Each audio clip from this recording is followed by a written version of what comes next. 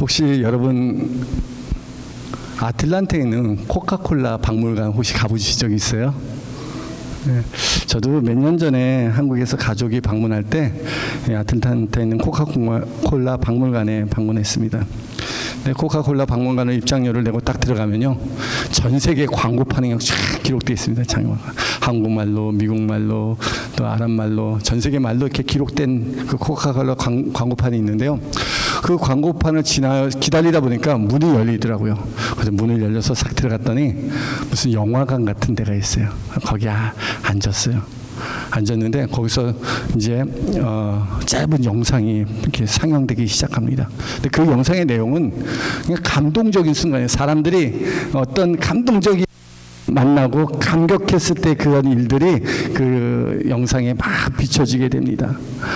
사랑하는 가족들을 다시 만나게 됐을 때 그 감동, 군대 갔던 아들이 돌아왔을 때 그 기쁨, 연인이 사랑을 고백할 때, 프로포즈할 때 그것이 이루어졌을 때의 그런 감동, 자기가 어떤 일에 열정을 쏟고 열심히 노력했는데 그것이 이루어지고 성취되고 성공했을 때의 그 기뻐하는 감동들이 화면에 가득 차 있습니다.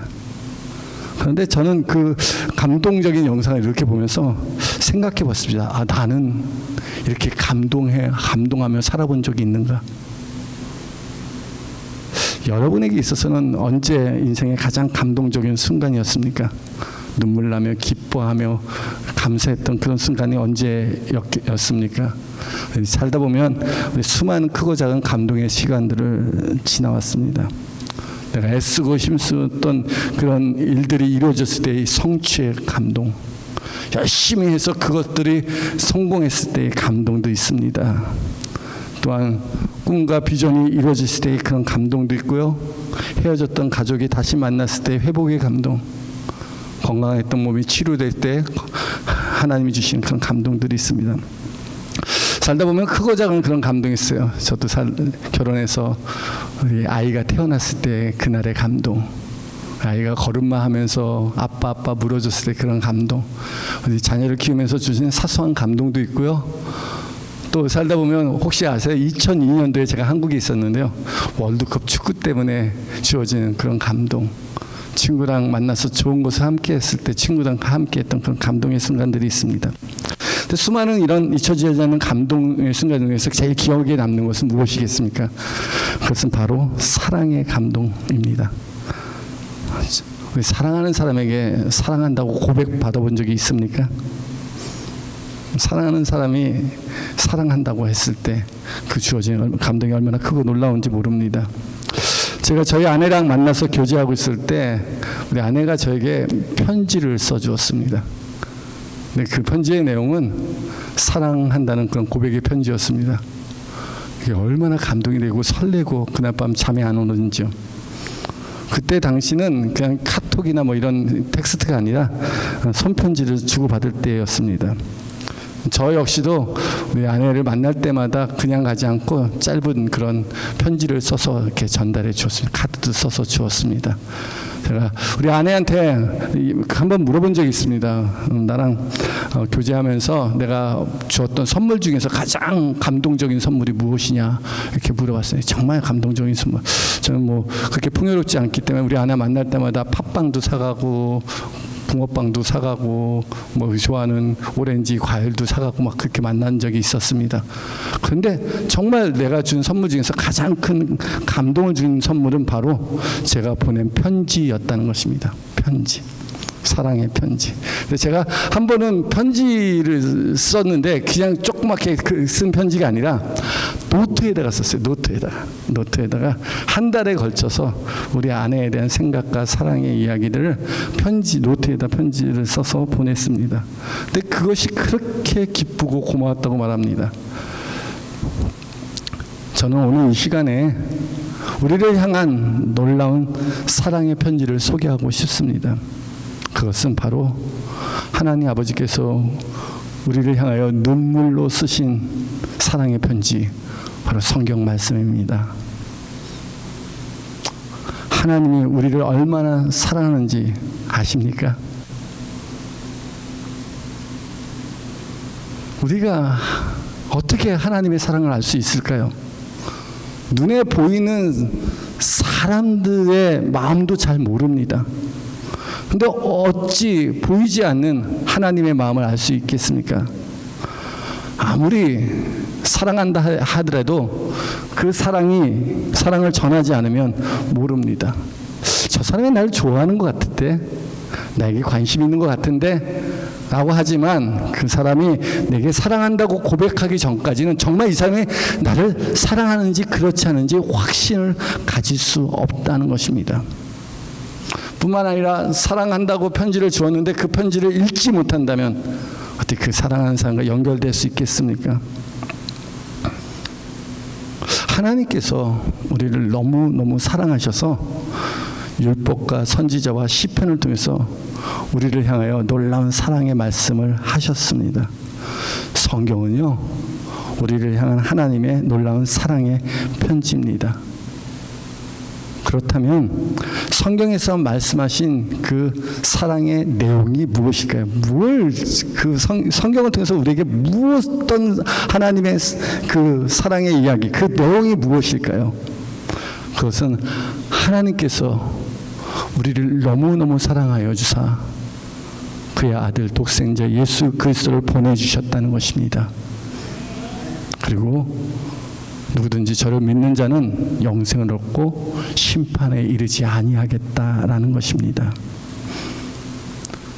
구약의 성경의 모든 주제는 오실 메시아이신 예수 그리스도를 통해서 우리에게 주시는 구원의 이야기입니다. 너희가 나를 떠나 타락하고 범죄하고 하나님의 복을 잃어버린 삶을 살았지만 이제 내가 너희를 다시 찾겠다.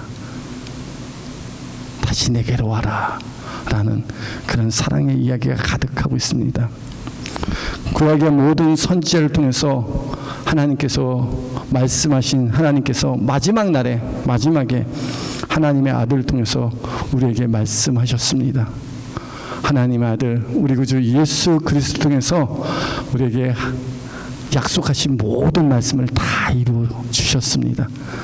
하나님께서 구약의 선지자들에게 또 모세의 율법을 통해서 또 시편을 통해서 하셨던 그 모든 하나님의 복된 말씀이 누굴 통해서 이루어졌다고요? 우리 주 예수 그리스도를 통해서 이루어졌다는 것입니다. 이 사실을 믿습니까? 다 이뤘다, 다 이루어졌다 라고 말씀하십니다. 요한복음 19장 30절은 십자가에 달리신 예수 그리스도께서 우리에게 향한 말씀이 있습니다. 그가 다 이루었다 라고 말씀하십니다. 다 이루었다. 이는 테테로스타이라는 헬라어를 사용하고 있습니다. 이는 하나님께서 우리를 향하여 모든 값을 지불했다는 것입니다. 다 이뤘다. 하나님이 모든 약속을 성취하시고 모든 대속을 완성하시며 우리를 모든 죄에서 자유케 하고 모든 속박에서 해방케 해 주셨다는 것입니다. 다 이뤘다. 내가 다 이뤘다. 하나님이 하신 모든 약속, 구약의 율법과 선지자와 시편을 통해서 우리에게 약속하신 그 모든 약속들이 우리 주 예수 그리스도의 십자가의 죽으심으로 말미암아 완전히 성취되었다는 것입니다. 내가 다 이루었도다 라고 주님께서 십자가에서 선포하셨습니다.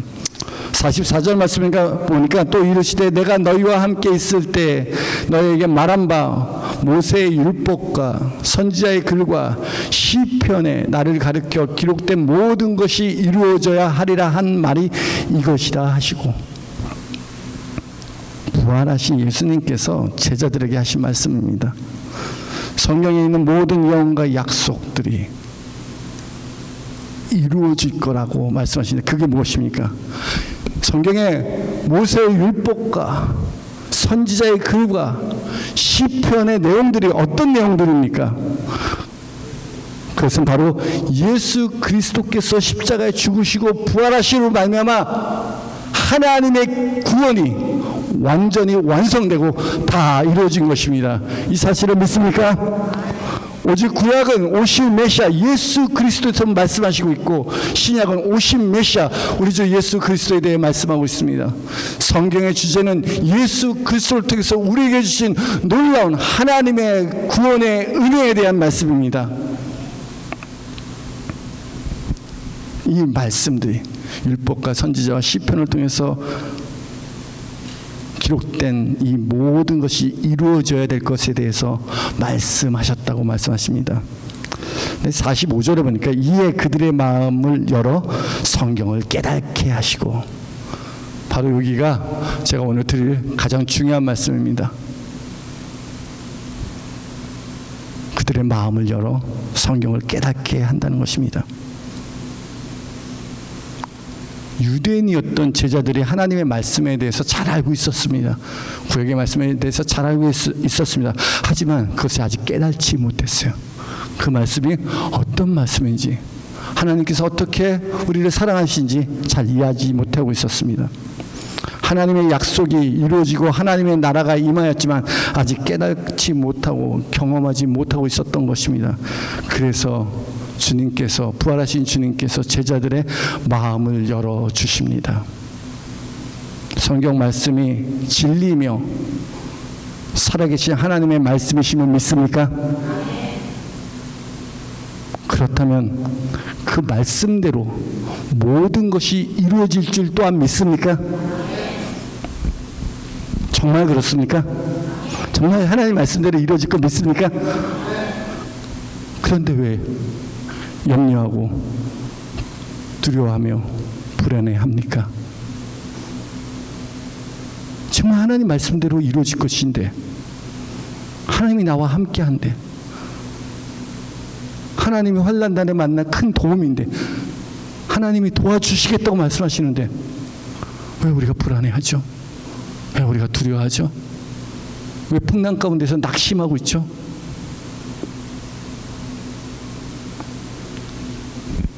하나님께서 성경을 통해서 우리에게 분명히 말씀하셨지만 우리는 여전히 믿지 못하고 불안과 두려움 가운데 살아가고 있습니다. 우리는 성경의 말씀을 잘 알고 있어요. 어렸을 때부터 신앙생활하면 어렸을 때부터 듣고 있었기에 성경의 내용은 대충 어떤 내용인지 잘 알고 있습니다. 하나님께서 천지를 창조하시고 홍해 바다를 가르시고 광야의 길을 내시고 날마다 만나와 맥주라기를 주셔서 먹고 마시게 하실 뿐만 아니라 요단강을 멈추게 하고 여리고 성을 무너뜨리고 태양을 멈추게 하고 기드온의 300명의 용사로 미디안 13만 5천 명을 이기게 하고 소년 다윗이, 목동했던 다윗이 당대 최고의 장수 골리앗을 이기게 하는, 이루 말할 수 없는 수많은 기적과 놀라운 하나님이 행하신 일들이 성경에 기록되어 있습니다. 그거 다 알고 있어요. 다 알고 있습니다. 이 하나님의 말씀이 진리고 사실이고 그대로 이루어져서 오늘 성경을 통해서 우리에게 기록되어 있습니다. 이 하나님의 이 말씀들이 다 이루어졌던 것을 믿습니까? 그렇다면요. 근데 우리가 문제가 하나 있습니다. 그건 뭐냐? 믿긴 믿는데 그것이 나에게 하신 말씀으로 믿느냐라는 거예요. 믿어요.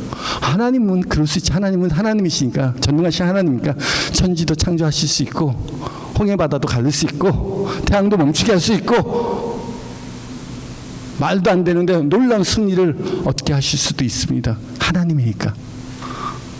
그런데 그것이 나하고 무슨 상관이냐라고 생각을 한다는 것입니다. 머리로는 알고 있지만 내 가슴으로는 안 믿어진다는 것입니다.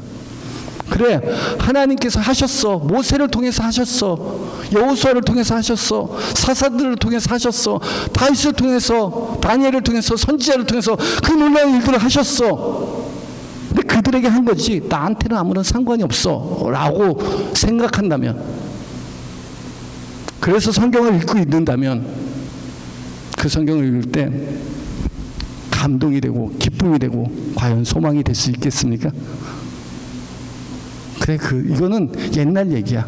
이미 지난 얘기야.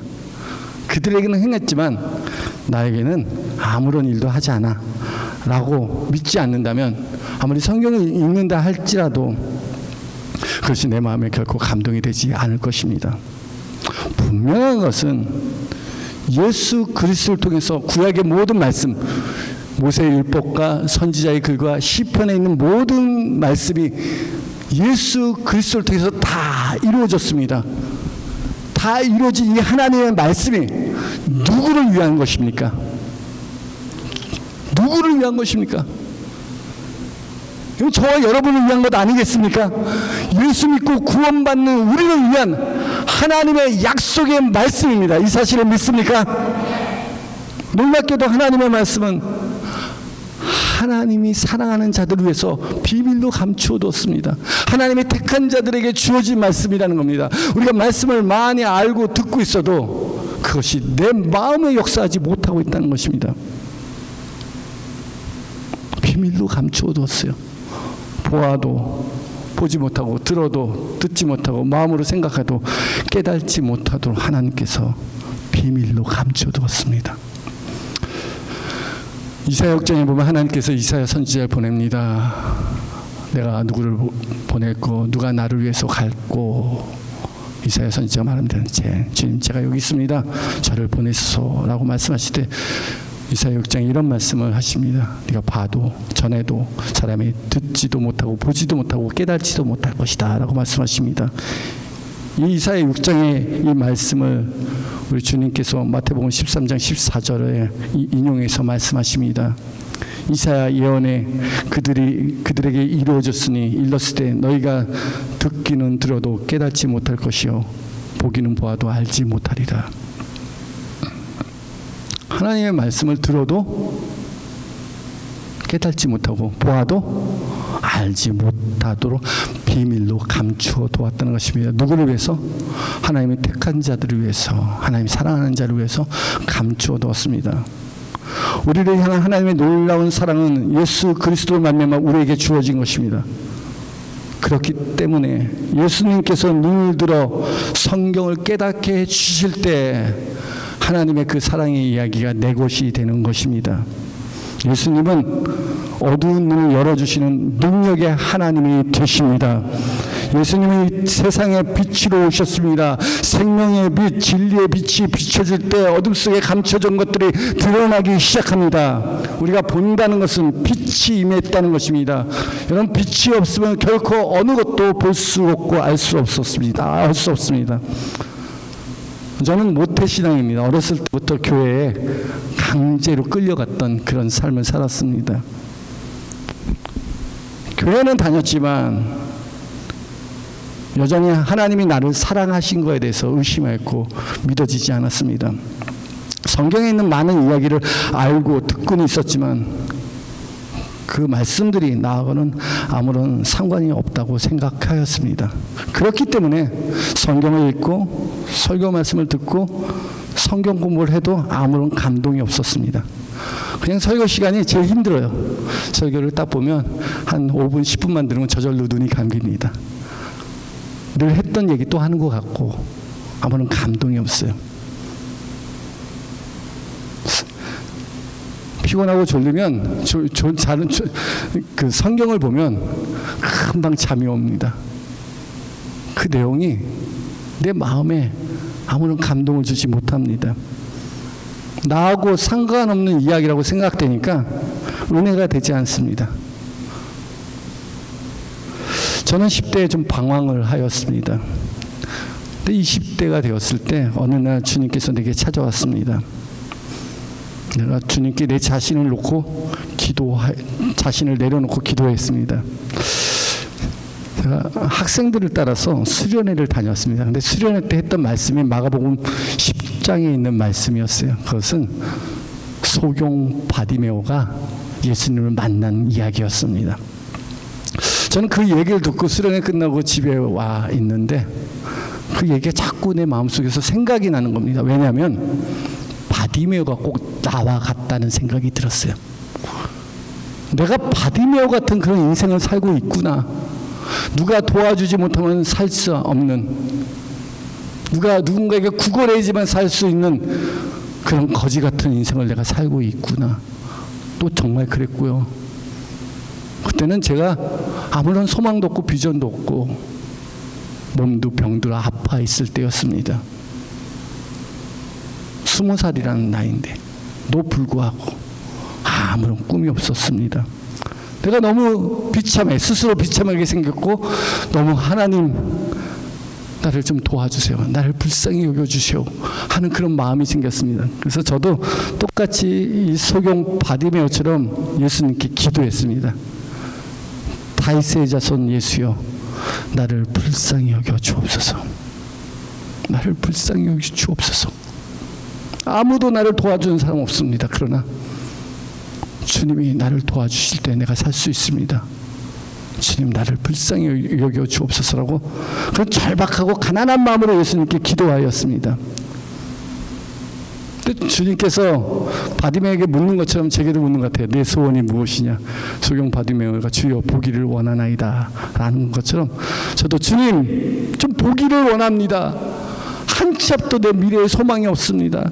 내게 꿈과 소망을 주시옵소서. 내 어두운 눈이 떠지게 하여 주시옵소서. 하나님의 향한, 나를 향한 하나님의 사랑을 알게 하여 주옵소서. 주님 보기를 원하나이다. 그렇게 기도했어요. 그게 내 마음속에서 그렇게 기도했어요. 그런데 놀라운 일이 일어나기 시작하는 거예요. 정말 내 눈이 떠지는 것을 경험하게 되었어요. 내 안에 하나님께서 주시는 소망이 채워지고, 이전에는 환경을 바라보고 원망하고 불평하며 근심하고 염려하며 살아왔던 내게 하나님께서 비전을 주시는 거예요. 하나님 보는 관점에서 보게 하시는 거예요. 내가 하나님이 내 안에 임하시고 성령의 역사니까 내가 변하여 새 사람이 되기 시작했어요. 보지 못하는 것도 보게 되기 시작합니다. 근데 그 중에 가장 놀라운 것은 그 전에는 성경 읽는 것이 이해가 되지 않고 아무런 관심도 없었습니다. 근데 하나님 말씀이 읽고 싶은 거예요. 말씀을 보기 시작했습니다. 전에는 한 번도 기독교 방송을 들어본 적이 없습니다.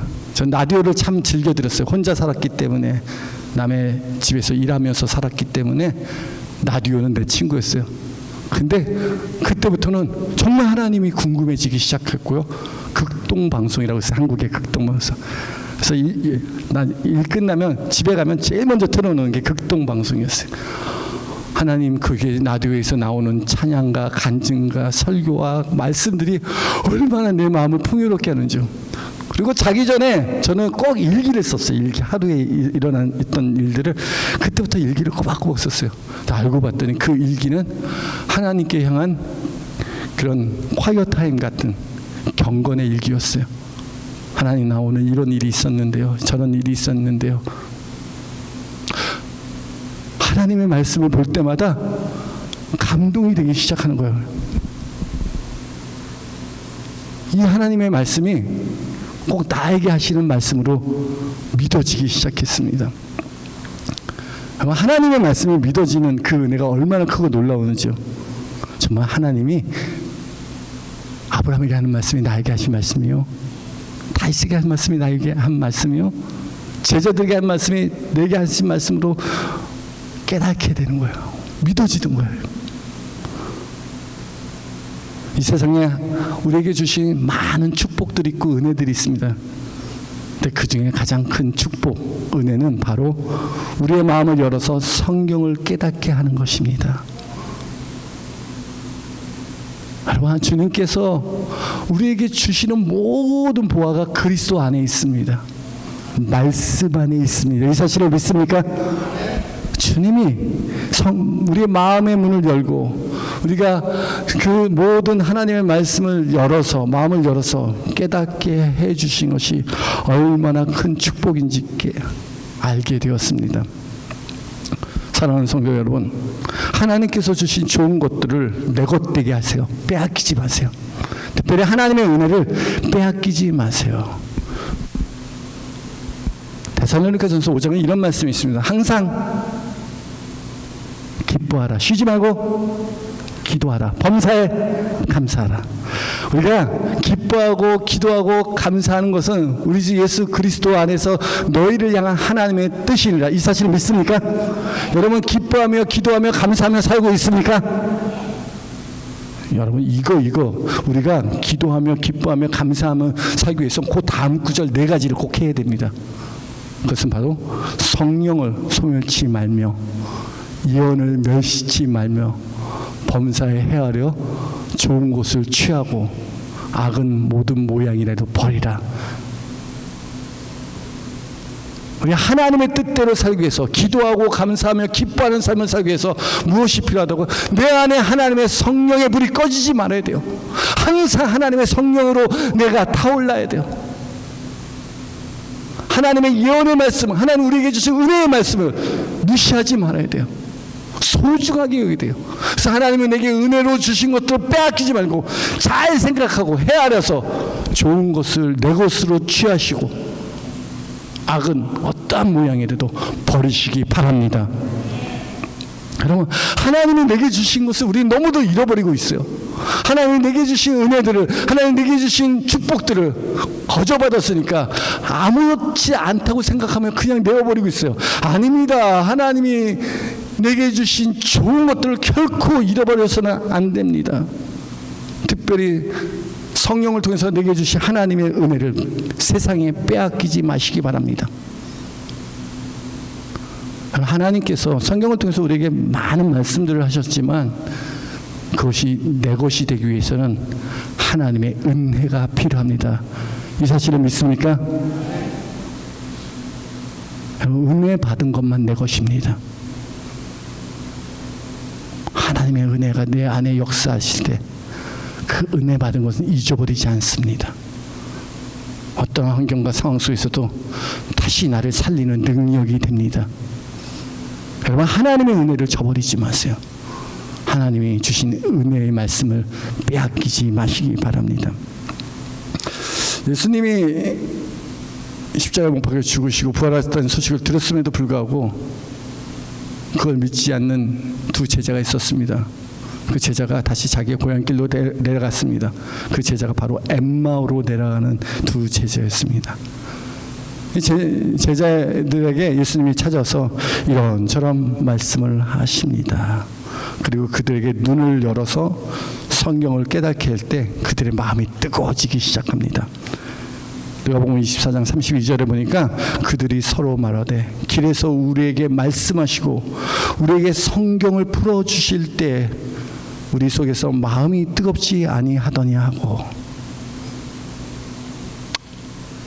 예수님께서 그들에게 너에게 이루어져야 될 하나님의 성경의 말씀을 풀어주실 때 그것을 듣고 그들의 마음이 뜨거워지기 시작했습니다.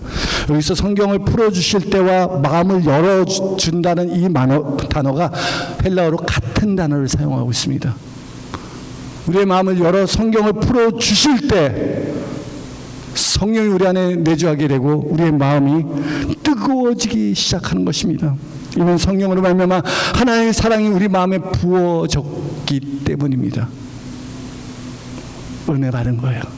마음이 감동이 되는 거예요. 와, 주님이 이렇게까지 나를 사랑하셨습니까?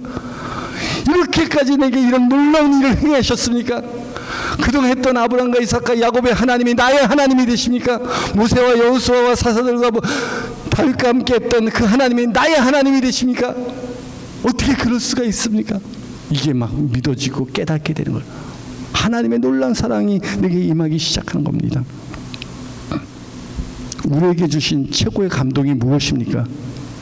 우리의 마음을 뜨겁게 하는 것이 무엇입니까?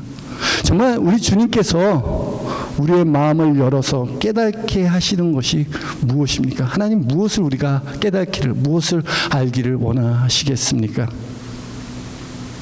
그것이 바로 우리 주 예수 그리스도께서 우리의 죄를 위하여 죽으시고 부활하셨다는 것입니다. 이게 바로 복음의 중심에 있는 것입니다.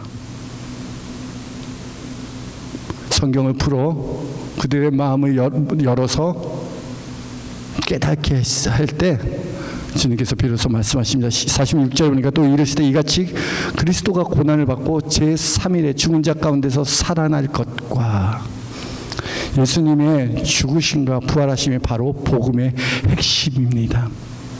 고린도전서 15장 1절에는 사도 바울이 고린도교에 전한 복음에 대해서 말씀하고 있습니다. 고린도전서 15장 3절의 말씀에 이런 말씀이 있습니다. 내가 받은 것을 먼저 너에게 전하였노니 이는 성경대로 그리스도께서 우리 죄를 위하여 죽으시고 장사 지난 바 되셨다가 성경대로 사흘 만에 다시 살아나셨느니라. 사도 바울이 전한 복음이 무엇이라고요? 성경대로 예수님이 죽으시고 예수님이 사흘 만에 다시 죽은 자 가운데서 다시 살아나신 것입니다. 성경의 예언대로, 성경의 말씀대로 우리 주 예수 그리스도께서 이 모든 것들을 다 성취하여 주셨습니다. 왜 우리 죄를 위해 죽으신 예수님이 다시 살아나신 이유가 무엇입니까? 왜 주님께서 부활하셨죠?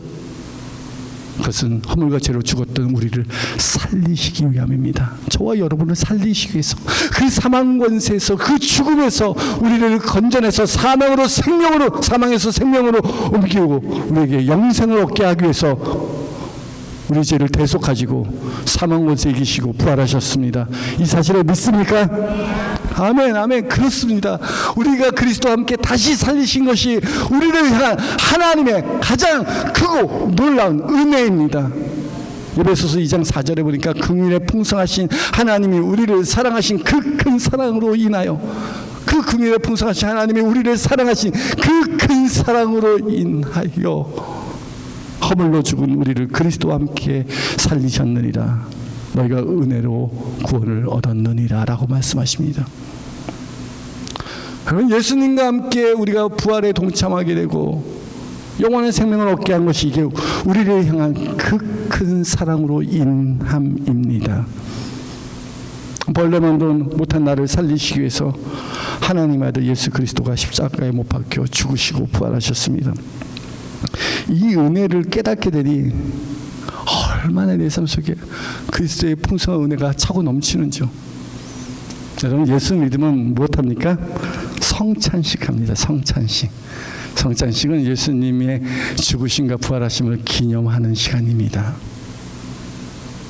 근데 성찬식이 이렇게 하는데 아무런 감동이 없었어요. 성찬식. 아, 이게 주님이 나를 위하여 찢기신 몸이시구나. 떡을 받고. 아, 주님이 이 포도주는 주님이 나를 위해 흘리신 언약의 피구나. 이렇게 받고 그렇게 참여했어요. 그런데 특별한 그런 큰 감동이 없었어요. 어느 날이었어요. 제가 전도사 때인데 신학교에서 성찬식을 했어요. 그날도 똑같이 늘 했던 성찬식이기 때문에 성찬식에 참여하고 그냥 그런 마음으로 성찬을 받았어요. 근데 그날은 달랐어요. 성찬을 받고 나서 말씀을 듣고 찬양을 하기 시작했어요. 웬 말인가 나 위하여 주 돌아가셨나.